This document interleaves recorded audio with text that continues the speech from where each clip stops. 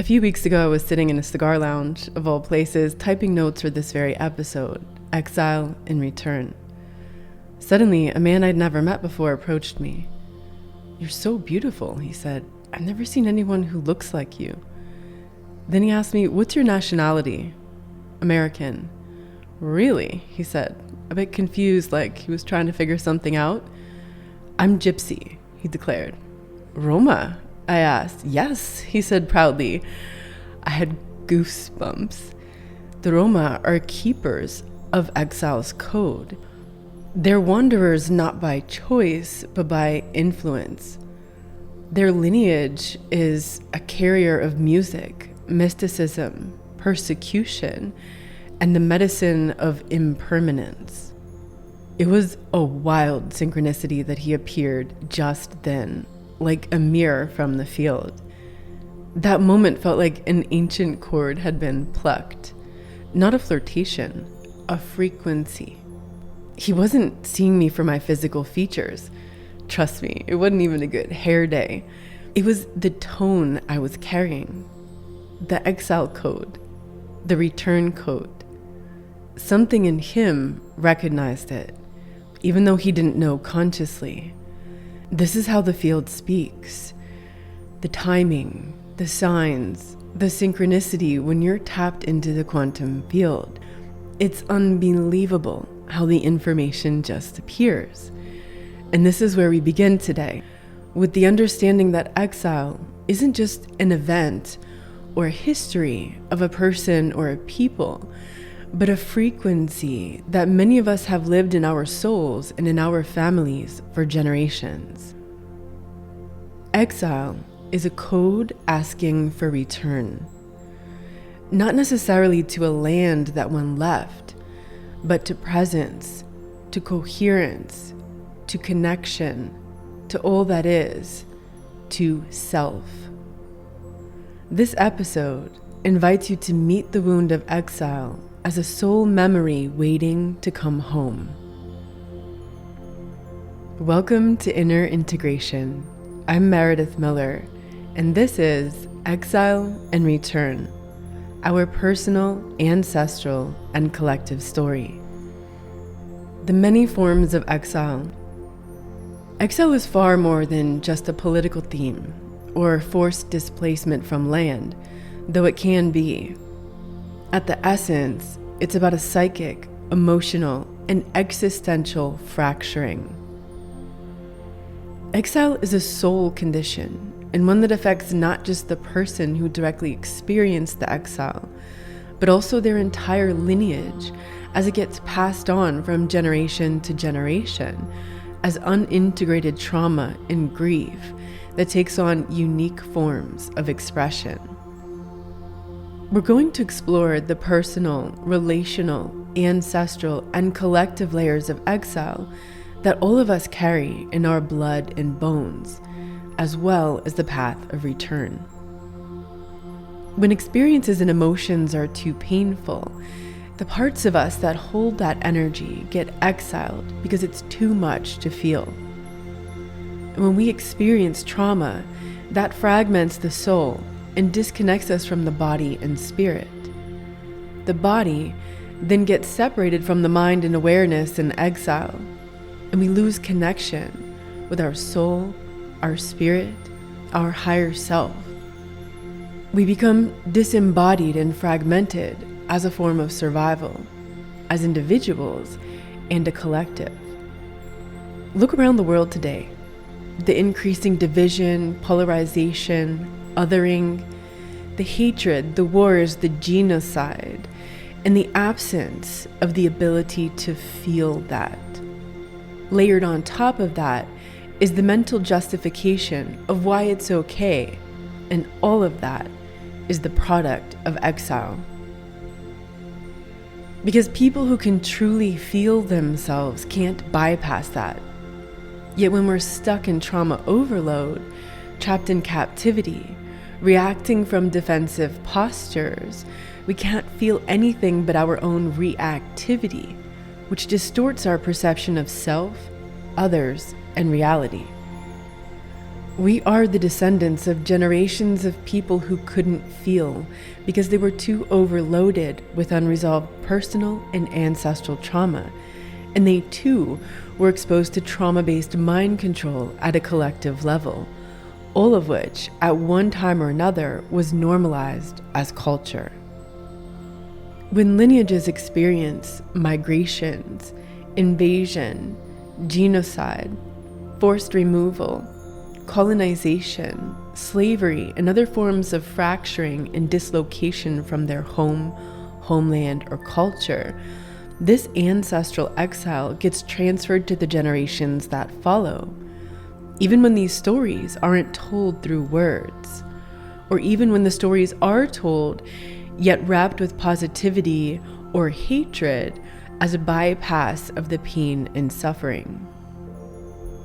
Perhaps the most enduring wound of exile is the compulsion to forget.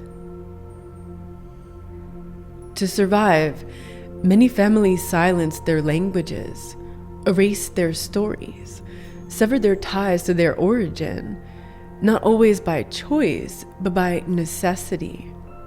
It was too painful to remember. Energy was needed to move forward, and so the descendants inherit an ache with no map. They carry an unnamed longing, a phantom memory with no words. This is another form of exile, not just from land or body, but from memory itself. From the knowing that was once passed around fire and song. What was once vibrational and visceral becomes orphaned.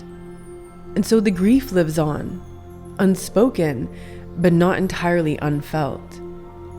This energetic knot exists as a heavy mass in the field, which distorts the space-time around it. Trauma creates rupture without repair, yet the trauma itself contains the codes of wholeness. But when we can't name the rupture, we don't know how to repair it. So the exile finds expression in our behavior, our experiences, our voice, and our inhibition. An incredible example is flamenco music. The piercing singing is called llanto, which means lament. There's an emotional intensity of sadness, pain, tragedy, and fear. It's a raw, visceral cry that carries not just personal sadness, and sometimes it's mixed with happiness too. I see it like a compressed ancestral archive of displacement, persecution, forced migration, assimilation, longing, and perseverance. I'm going to put a link in the show notes so you can hear a fantastic example of what I'm talking about. Flamenco is exile as sound, and it's also the return. Because in its expression, something is re-inhabited. The pain is made sacred through sound and vibration. The Romani or Gitanos are another branch of the Roma, like the gentleman I met in the cigar lounge. These people originated in northern India and were forced westward for over 1,000 years. Their culture evolved and assimilated to the resonance of the places they inhabited, yet always with the thread of exile. And at the core, there's the essence of displacement, resilience, and the spiritual artistry that tells the story. It's interesting that in Spain, not all flamenco artists are Gitano of origin, but surely they all feel the connection to the wound of exile. You can hear the grief of generations as the voice cracks in that special way they sing. It's like layers upon layers of nonverbal pain seeking expression through song. The urgency and intensity in the stomping and clapping is like the body insisting, I'm still here. And if you aren't Roma by ancestry, but if you resonate with the theme of exile, when you hear flamenco music, especially when it's live and your body is there in that vibrational field, you'll feel it speaking to your bones too. The llanto, the lament, lives in anyone who carries the ache of exile without language. The voice of the exiled seeks return, and the music tells the story in verbal and nonverbal ways. To live in exile is to carry a memory without language, and a grief that longs to express itself when silence can't hold it. What if the reason it hurts is not because you're broken, but because you were separated from the parts of you still waiting for return? Personal exile and the fragmented self. Many people experience childhood trauma that causes parts of the soul to become exiled. This is the personal, psycho-spiritual level of exile. And when it's too painful to be there, to be in the body, to feel what's happening, we check out. As kids, we don't have a way to escape the pain of the physical environment. Parts of our soul fragment and split off so we don't have to feel the pain. This isn't a conscious decision. It just happens as a survival mechanism. It's automatic, and that's why it's so hard to name it. The inner child becomes like a hidden stowaway on our ship, trying to steer from the shadows, but no one knows she's still on board. It's very difficult to get our ship together when all these little kids are running wild, yet we can't find them. These are our first experiences of exile in childhood, yet for many of us, it began in the womb, in a space that was meant to be safe, warm, and comforting. Most of us were gestating in a fragmented ancestral field of unmetabolized grief that we could feel before we had words. This is how exile layers itself in our being. A child, exiled from their own emotions. A mother, exiled from her body's safety. A lineage, exiled from its homeland. These become nested exiles, echo chambers within the soul, each holding another deeper layer of silence and suppression. And when the exile is layered like this, it can feel like we're searching or longing for something we never had, but somehow always missed. It feels like I'm not welcome in my own life, but it often sounds like I just don't know who I am. The soul's fragmentation in childhood often echoes a pre-existing resonance of ancestral exile.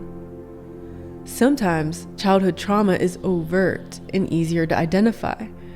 Other times it's more subtle, yet equally impactful. Emotional neglect is one of the most overlooked forms of childhood trauma. As adults, people often say, "I had a great childhood," yet they're suffering from addictions, dysfunctional or toxic relationships, a sense of loneliness that doesn't make rational sense because they're surrounded by people. Neglect says things like, "I don't matter. My needs don't matter. No one cares about me. No one sees me. No one wants me." As kids, we learn to suppress our emotions when we're met with disapproval. When we express ourselves and get shut down, as kids, we begin to believe that we're unlovable like that. So as adults, we continue to stuff down our feelings instead of honoring our experience in a self-loving and responsible way. We suppress our self-expression and boundaries because we were trained that it wasn't safe to speak up or to say no. This is how we lose the connection to the body. When it feels unsafe to be in the body, we forget where our home is and how to find our center. So we send ourselves away to survive, yet we're usually completely unaware that this is happening or why we feel exiled from self. Our identity forms around adaptation to trauma instead of authenticity.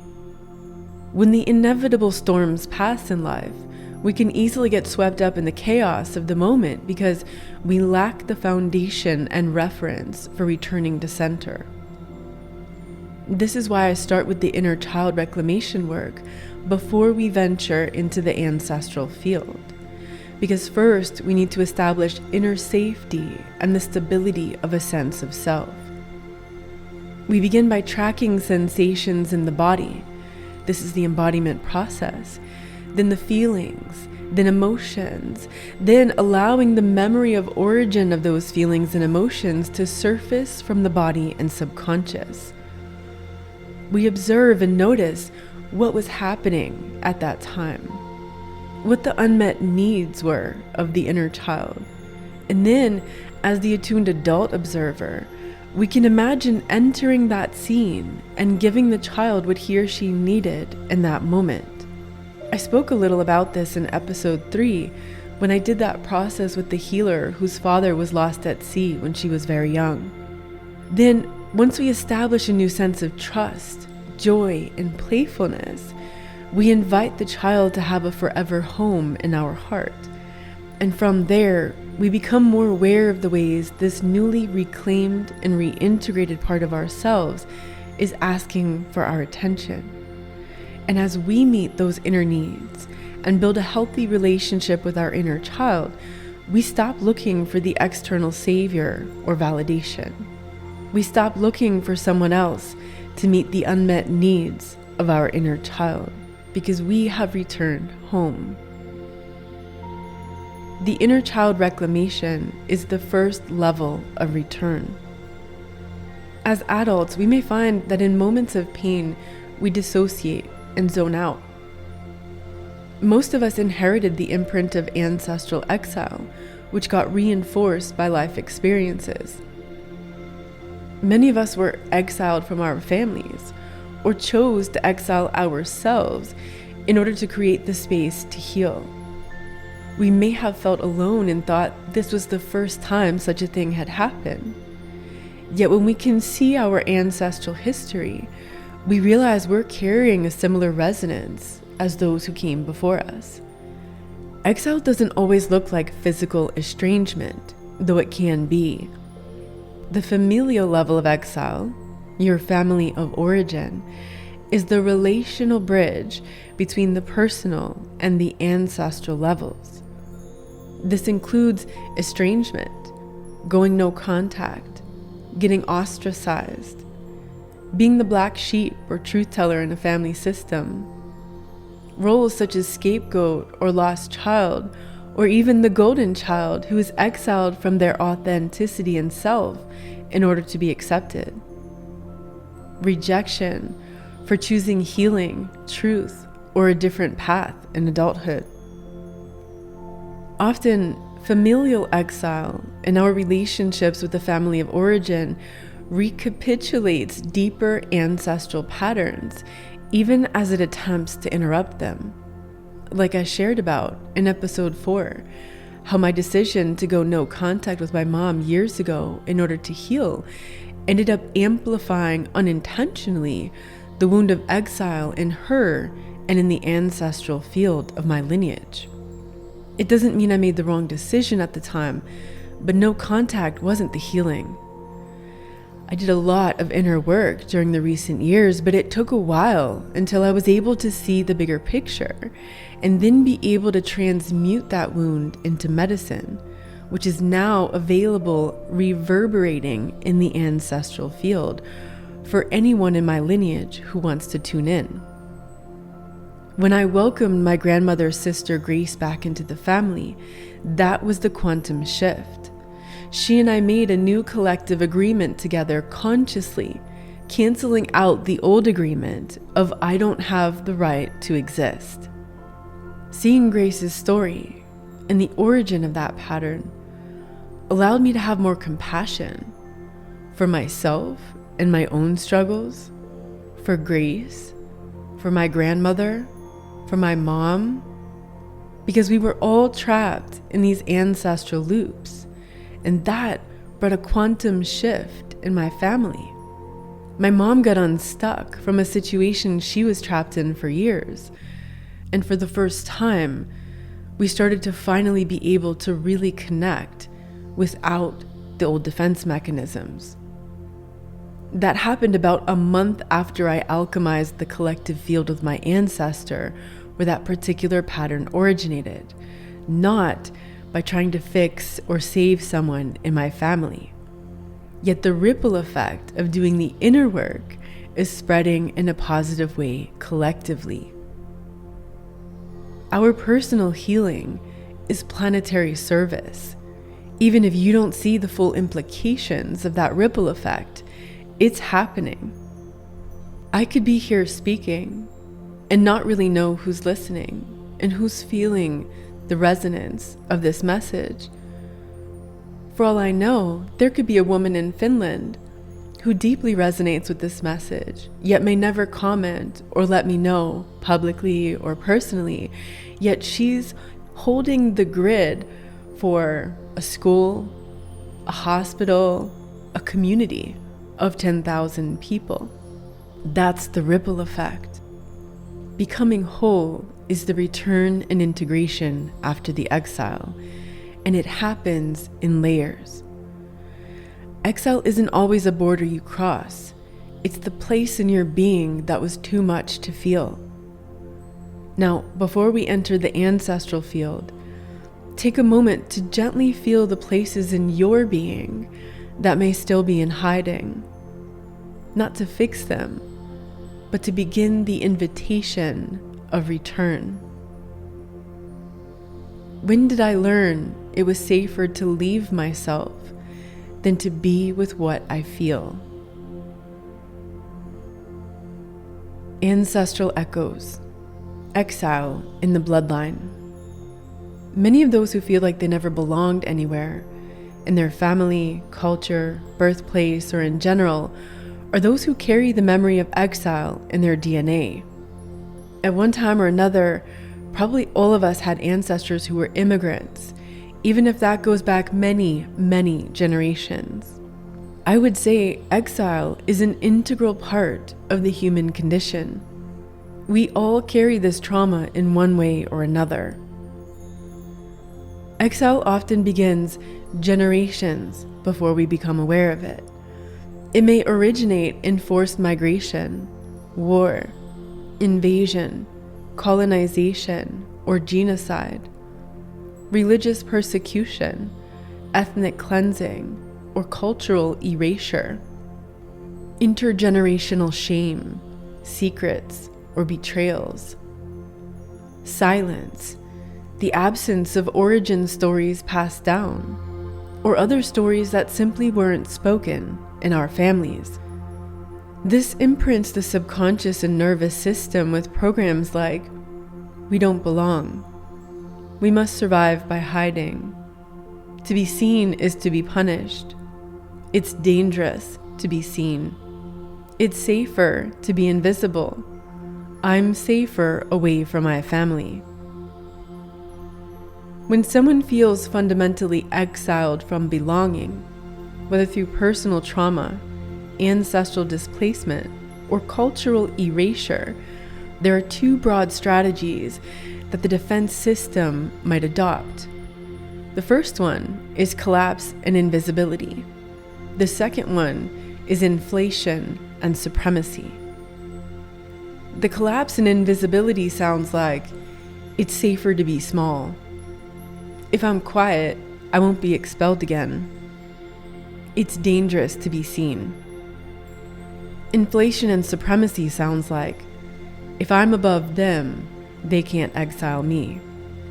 If I declare myself and my culture superior, I can finally belong to something strong. If I embody certainty, I'll never feel fear again. Now, perhaps you're starting to see the issues in our world in a new light. Supremacy may look like dominance, but it isn't true strength. It's armored fragility. It's exile pretending to be empire. And what's really interesting is that the more supremacist a person is about their culture, their race, their religion, their nationality, or family genetics, when you really get to know them, which, by the way, you can only do if you drop the judgment and actually listen to them, you find out how alone they really feel. They're usually nostalgic for a time in history in which they believe they belonged. Even though they may be very proud of their hometown, their state, their country, their family, they don't feel like they belong here and now, wherever that is. The stance of supremacy is actually a way of avoiding the feelings of not belonging, which is an ancestral memory of exile.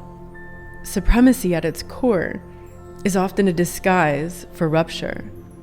It performs dominance to mask dislocation.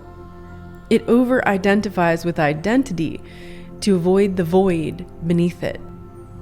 The ones who cling most tightly to supremacist ideologies of any kind are often the loneliest, not because they're the most unloved, but because out of defensiveness, they have severed the very inner pathways that would allow real belonging to take root. They are exiled from their own softness and vulnerability, and their belonging has been outsourced to rigid identity constructs that feel like protection. It goes hand in hand with the idealization of a certain time in history, or a promised utopian future. The nostalgic longing for an idealized past or place is often a trauma echo.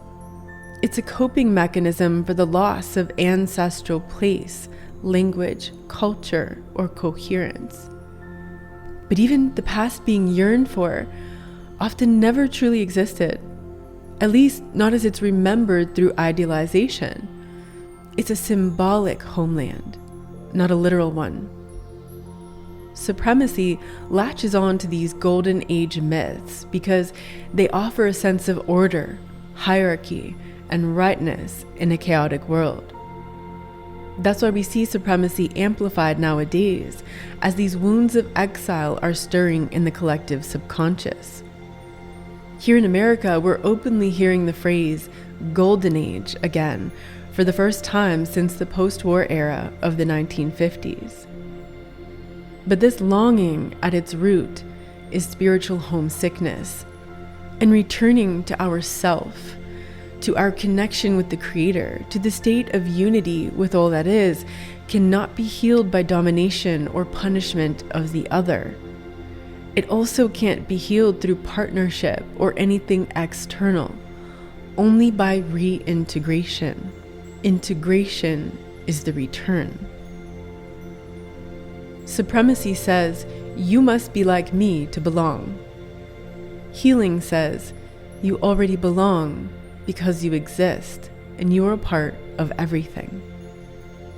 We explored a bit about ancestral exile in episode 5 when I spoke about the history of the Caucasus Mountains, perhaps one of the most impacted lands on the planet with this theme. So many generations and millennia of people being invaded, displaced, forced to migrate, or even exiled from their own communities during the clan wars, like the experience my ancestors shared with me, where they wanted to teach me the difference between possession and stewardship. And that applies to all things in life, to relationships, to land, to our ancestry. That area on the planet is like a bridge between continents and cultures. It's a liminal space. Turkey is another country where there's been a long history of people, cultures, and ethnicities passing through or emigrating there from wherever they were exiled from. If you're Turkish, and even if you grew up somewhere else, you probably feel a strong connection to the exile theme in your bones. The Jewish lineages have a long history of exile and persecution. That ancestral trauma is what birthed the statist supremacy of Zionism. And not all Jewish people are Zionists. Zionism is also combined with the supremacy of end times Christianity, which is a certain sect of Christianity. And at the core of Zionism is this desire to possess the land, and that is currently fueling the genocide in Gaza. Of course, supremacy also exists in Islamic terrorist ideology, which is a reactionary product of the invasion, destruction, and wars that were waged on their people by the West. So much trauma, so much war. Yet it's shocking to see what people of any culture and religion will justify in order to maintain the false safety of supremacy. Yet also, it didn't start with them. It's the continuation of ancestral battles. Those wars, fueled by the trauma of exile, will continue to destroy generations as each one feels justified to avenge the last. Anywhere the history of slavery touched on the planet, which was many places, including Africa most notably, that leaves an ancestral trail of exile for generations. Many people who don't even know where their ancestors came from or what is their origin story. My ex-husband's parents lived in Senegal in Western Africa. And 24 years ago, we went to visit them, and they took me to an island called Gorée, where there's a historical site called La Maison des Esclaves, the House of Slaves. Now, I've been to some dark energy places on the planet, but what I felt there was like no other. The building has replications of cells dividing men, women, and children. And there's a doorway that opens out to the rocks and the sea, the door of no return. When I was there, I was told this is the last point in Africa that millions of slaves saw as they were sent on boats to the Americas. Many years later, I read that there have been some questions about the true number of people who went through that particular door when there were so many other places from which slaves were sent to the Americas. Regardless, the grief and trauma of that exile, it's all there in the field of that land, that site, and the threshold of that doorway leading out to the sea. That place and those memories don't connect to my history, yet even so, I remember feeling angry and sad for a while after we left that day. An overwhelming feeling that I just wanted to go home. Most of my life, I think I was looking for a place that would feel like home. Not the place I grew up in, but perhaps the nostalgia of a place I've never known. I finally started connecting the dots last year between my personal, familial, and ancestral story of exile. I've moved around a lot in my adult life. In my dog's 12 years on this planet with me, we've moved 16 times. Each space I make my own so that I feel at home, yet everywhere I've lived, it's always been clear that I'm not from there. I guess you could say I have a gypsy spirit too, even though that's not my bloodline. In late 2023, I started getting a strong intuition that I needed to leave Texas, the place where I'd landed in May of 2020 as a COVID refugee, seeking freedom during all the insanity in the world. Texas was never a place I planned to live, and I wouldn't have otherwise chosen it for its culture, food, weather, or landscape. But it was the land that called me when I needed a place to put down some roots during the storm. And that's exactly what it was. I stayed there almost 4 years, the longest I'd been in one home since I'd left my parents' home. Eventually, I knew it was time to leave, and I waited for the intuitive pull to show me where to go. At some point during my reflection, I felt the pull to move to Oklahoma. Also, not a place on my must-visit list. I didn't know why, but I just knew I had to go to the northeast part of that state. And as soon as I got there, I understood. I had entered a geographic morphic field that holds one of the most profound imprints of collective exile on the North American continent. I immediately tapped into the local energy field, which was basically the end of the line for the Trail of Tears. In the 1800s, several native tribes were displaced and forced to migrate under incredibly harsh and traumatic conditions. There was an immense amount of suffering, starvation, disease, and death, including exposure to the cold and other weather elements. The land in Oklahoma awakened memory in my own cells. And what surfaced in that year, through the solitude, the insomnia, the cocoon-like retreat I had intuitively constructed around myself, was the visceral grief I was carrying that finally had a space to be felt. It was the unwinding of ancient grief, stored not only in my lineage, but also in the memory of the land and the local field. The ache of exile that I connected with in Oklahoma wasn't just personal, it was ancestral, collective, and planetary. Specifically, I was living in Cherokee Nation, which is the area around Tulsa. About 1/5 of the Cherokee population perished due to the so-called Indian Removal Act signed by President Andrew Jackson. The Trail of Tears, like any terrible ancestral or collective tragedy, isn't just history. That memory of trauma and exile is alive in the subconscious and nervous systems of their descendants, and it's also living in the morphic field of the land. Frozen collective trauma is often masked as personal pain, addictions, alcoholism, domestic violence, poverty, but really, it's the ancestral story that never found peace in an entire population of people. Like others who were exiled, the natives were forced to suppress it to survive, perhaps hoping to provide a better future for the next generation. Yet the pain and wounds echoed through generations, much like any of our families and cultures had to do at one point in our own history. I was drawn to Oklahoma to sit in a space that remembers exile, not to be consumed by that memory, but to bring coherence to it. I entered a field of ancestral saturation of that theme, not just of the natives, but a resonance of all who have been removed from home and self, including my own lineage. There was a heaviness in Oklahoma that I couldn't name, and it was more than the oppressive heat. I could feel it everywhere, in the wind, in the dirt, in my own gut. The terrain of the old Indian Territory, as it was named back then, is encoded with ancient grief and dormant resilience. I realized I wasn't there just as a witness, but as a translator. I was called to feel what many had to forget in order to survive. This wasn't just about personal healing. It was a lineage attunement assignment, a remembrance of both pain and power. I was only in Oklahoma for 1 year.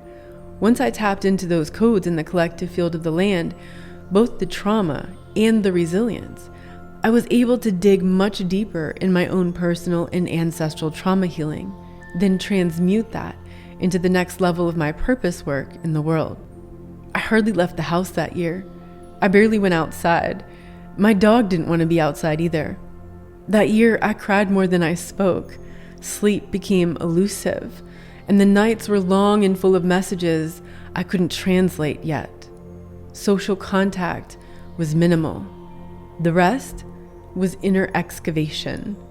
My soul's self-imposed sequestration to metabolize what had been held in my lineage for generations. I felt it, and yet I didn't just feel the grief. I learned that grief, held in presence, transmutes into wisdom and beauty. In the final days of that year in Cherokee Nation, my seasoned inner alarm woke me up early one morning. I sensed the storm was arriving, but I wanted to get more sleep. So many nights were interrupted by violent storms, and I was ready to be done with it.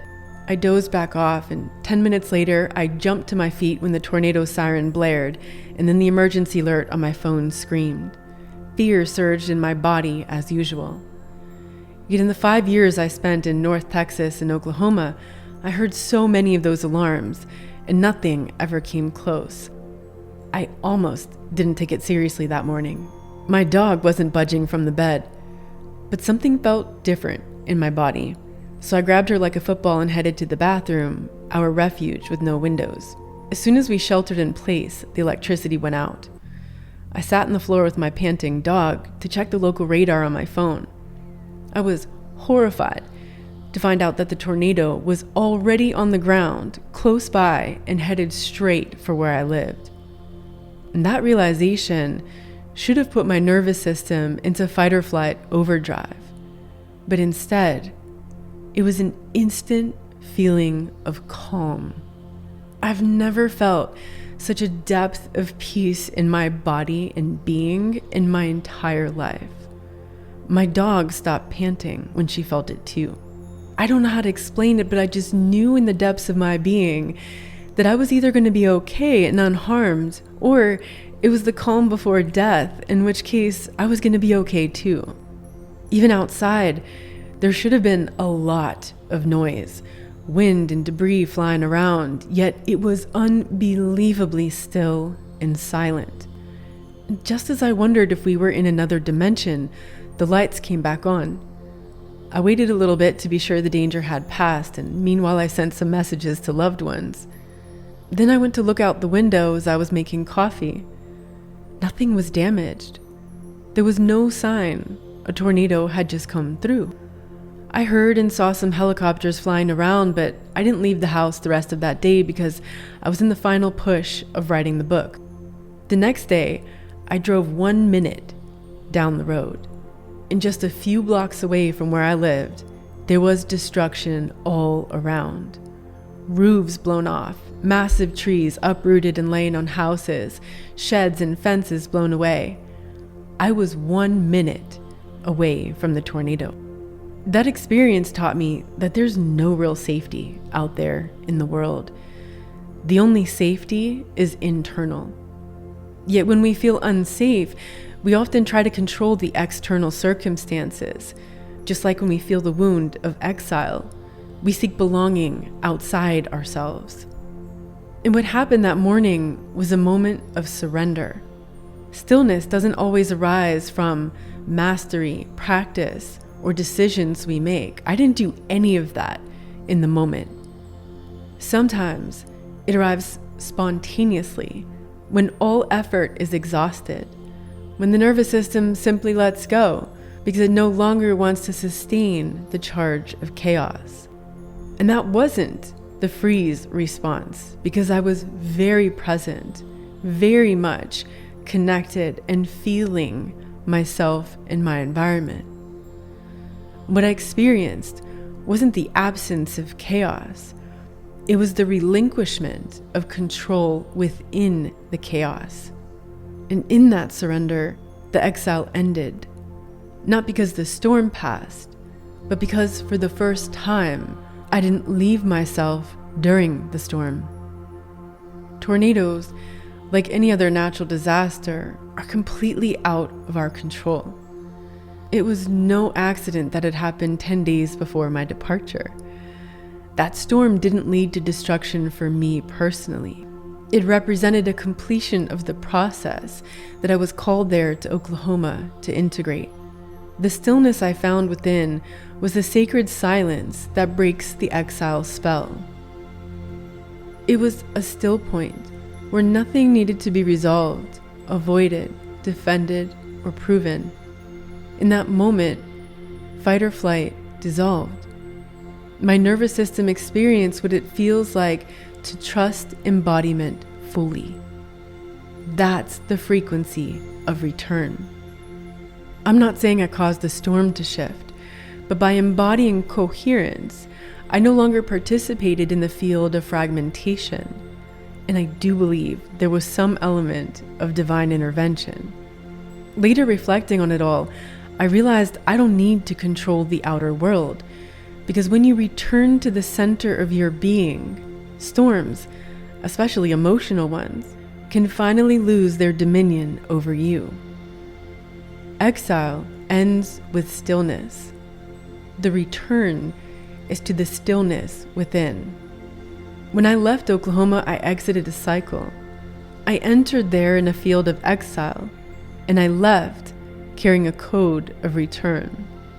In my return from exile, my body became a physical place of return through transmuting the layers of grief into wisdom over that year. I learned how to feel more of my own lineage, my oversoul memories of faraway places, as well as the memory of the field of that land. And that also allowed me to tune into the codes of resilience, so I could embody these and share these with others. I would never want to have to repeat that year, but it was so worth it. I learned how to reweave the lineage and the grid of the land through deep listening in my body. I realized that our ancestors don't need fixing, they need remembering. They don't need us to suffer, they need us to remember. Sometimes we're called to places on the planet without knowing why. We may not realize how our internal alchemy is upgrading the coherence in the energy grid around us. And it's wild because in Texas, I felt like I was fighting to exist in a place where the land and weather is so hostile. But really, it was the resonance of what I was carrying internally and the field there. Then in Oklahoma, as a result of this inner transmutation, I experienced how the land yields to those who come in humility and stewardship, not possession, defense, or need. The land doesn't forget, but when a heart returns to listen, that vortex becomes a metabolizing bridge between the past, the present, and a new future. You may be carrying grief for a homeland your body never stood upon, but your soul remembers the leaving of those who came before you. Collective exile and the post-2020 reactivation.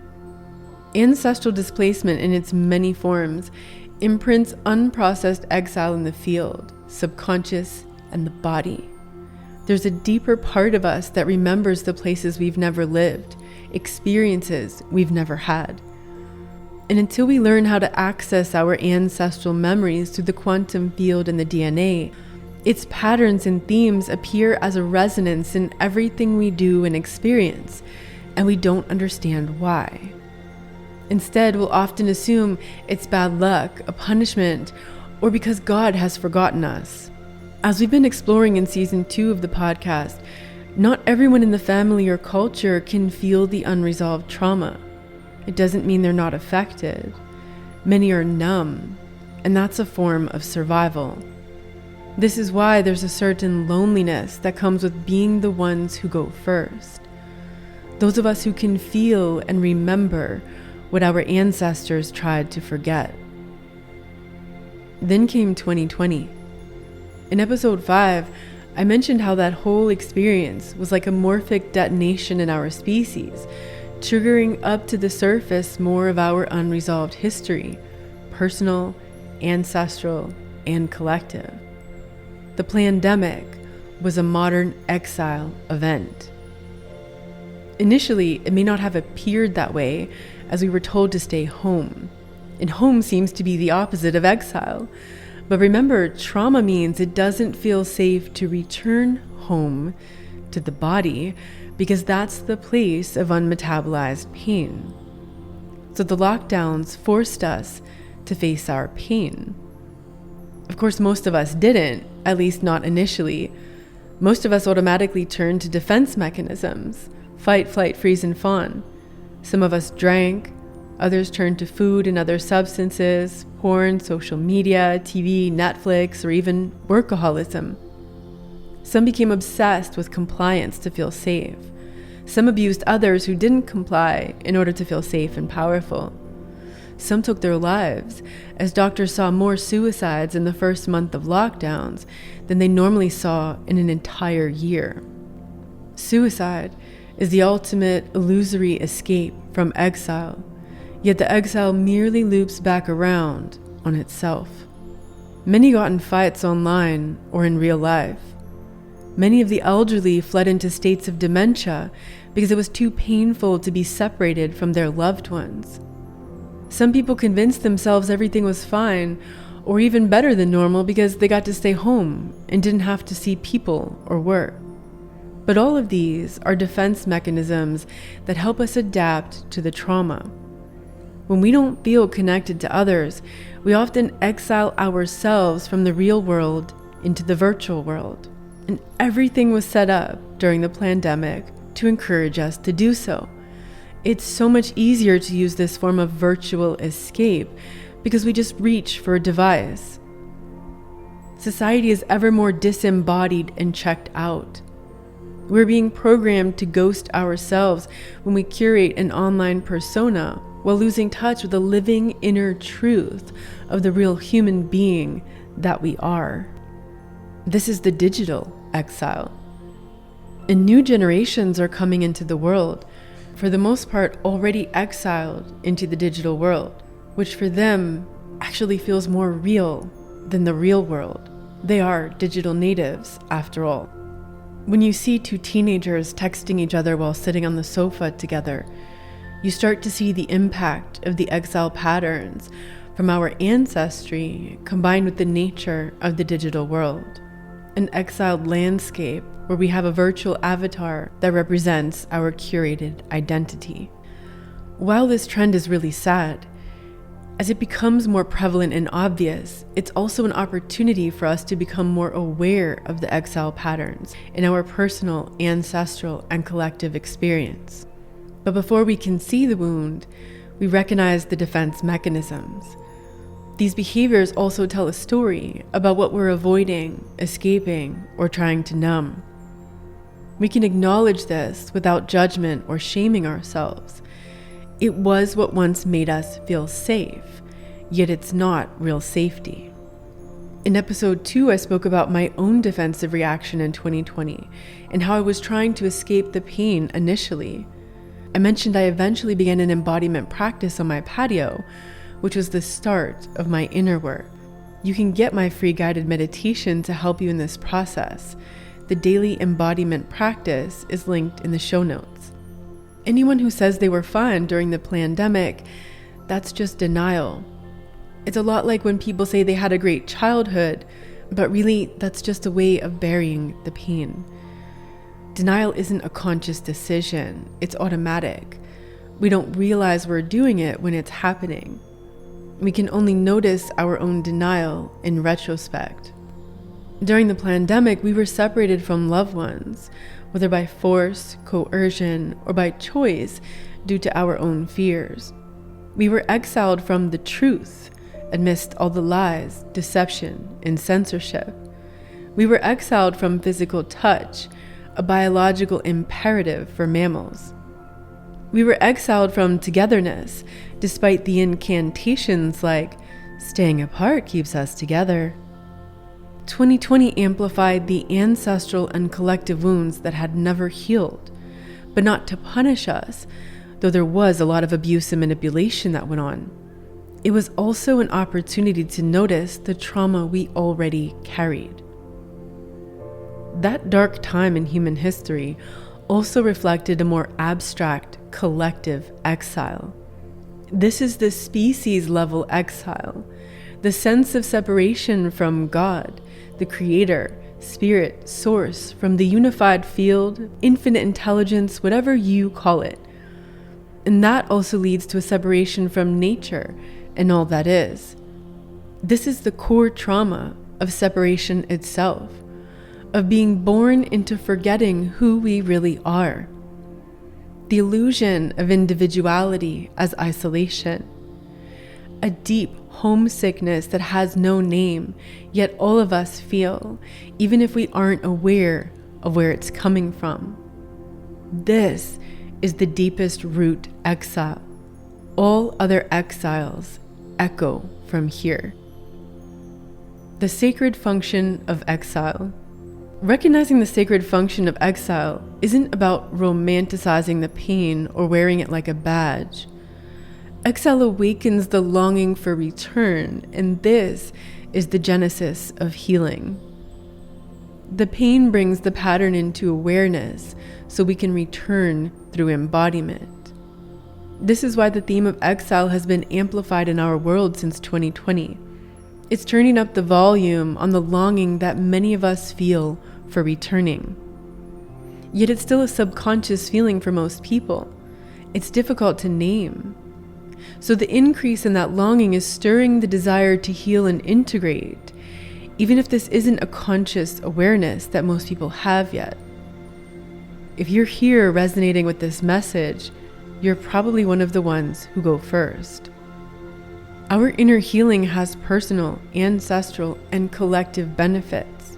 It's the ultimate form of planetary service.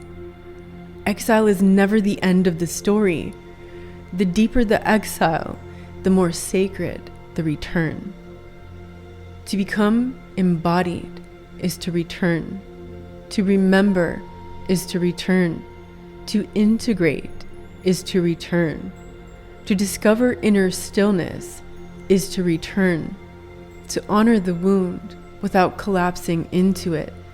That's the true threshold of return. Returning isn't about going back to where you came from. It's returning to who you were before you were fragmented. That is your essence. When we welcome the fragmented self back into coherence, we don't just heal ourselves.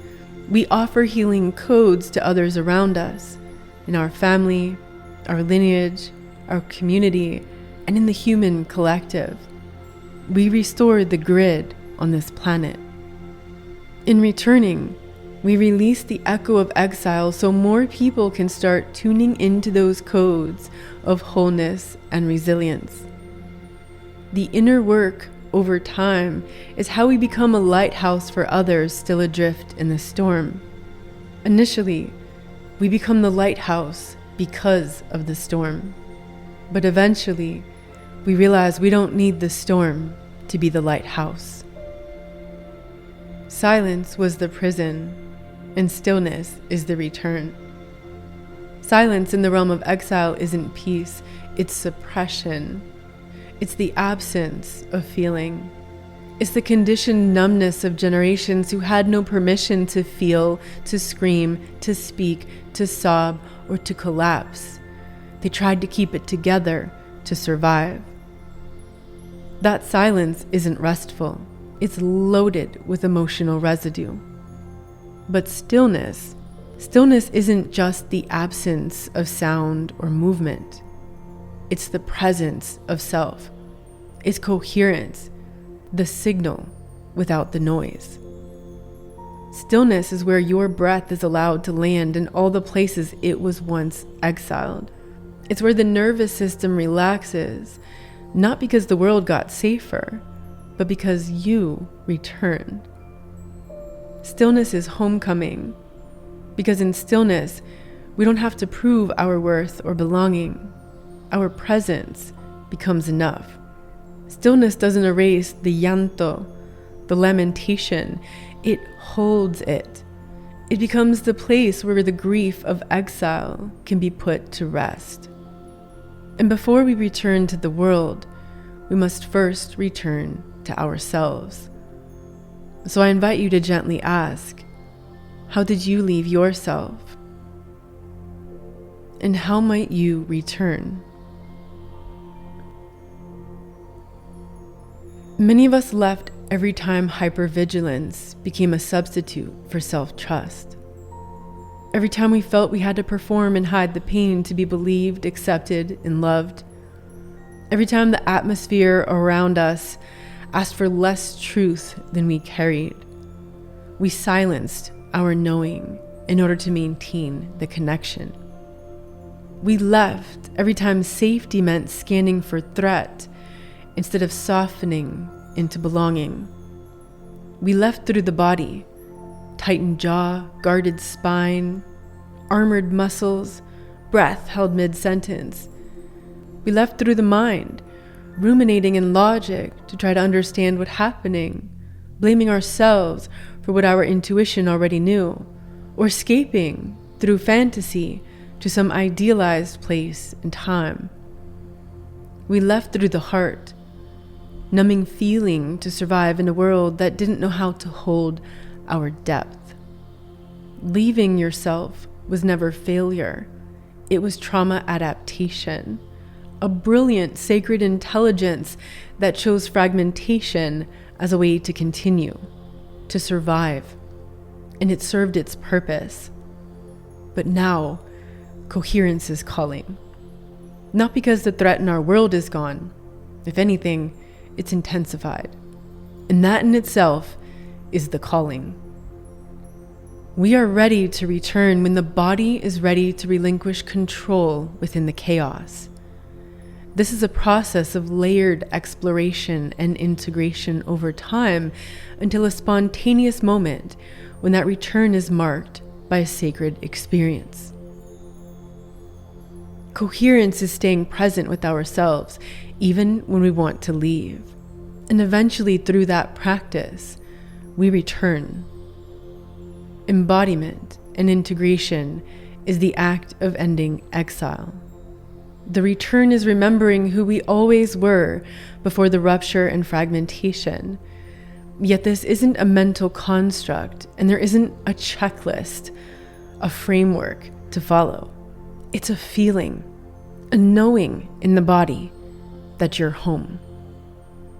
The return is to re-inhabit the very parts we once abandoned, to be accepted, to survive, to stay small enough to feel safe, or to make someone else feel safe. We're going to explore more angles and depths of exile in upcoming episodes. Exiled grief, the morphic detonation of 2020, and the crack in the inherited architecture of forgetting. The pandemic of disconnection, exile in a digital age, and the new children who are native to exile. There was a time when you left yourself. It wasn't your fault, and it wasn't weakness. It was an innate and intelligent drive to survive. You left through vigilance, performance, silence. You left through tightening what was meant to flow, through shrinking what was meant to shine. Because the world around you was not yet ready for the truth that you carried. And maybe you weren't either. And so leaving became surviving. Fragmenting became fidelity. Exile became identity. But exile is just a chapter, not the book. And now, if you're attuned to the frequency of this message, coherence is calling you toward return and liberation. You're remembering how to stay. Not to stay in the pain, but to stay with you, with truth, with breath, with presence. Stillness isn't absence, it's presence, so full, so whole, it no longer needs to prove its worth through noise. This is the return. Not to a version of you that once was, not to somewhere out there, but to the place in you that never left, to your essence, the unfragmented witness. Welcome home. If this speaks to your soul, make sure to subscribe or follow wherever you listen to podcasts. Share this with someone else on the path, someone who's ready to go deeper, beyond the surface of healing and into true integration, beyond the personal and into the ancestral, collective, and planetary layers too. And if you'd like to leave a message or a note for me, something that resonated, something you want to hear more about, you'll find a link in the show notes where you can do that. If you'd like to work privately with me, you'll find the link for one-on-ones in the show notes or on my website, innerintegration.com. I also have a 3-month transformational journey called Becoming You, for those who want a guide to walk with you as you take a deep dive into your own inner alchemy of wounds into wisdom, embodying your purpose and leading with light. Remember, keep listening within. No more playing small. It's time to remember who you are. The world needs your wholeness now more than ever. You are not the wound. You are the medicine. Let your trauma become your map to purpose. Thank you for joining me today for this transmission of the Inner Integration podcast. Remember this, you are not broken. You are not behind. Your trauma wasn't a detour. It was initiation. An immersion into the very wisdom your soul came here to embody. To go deeper into this work, visit innerintegration.com. And until next time, big hug to you.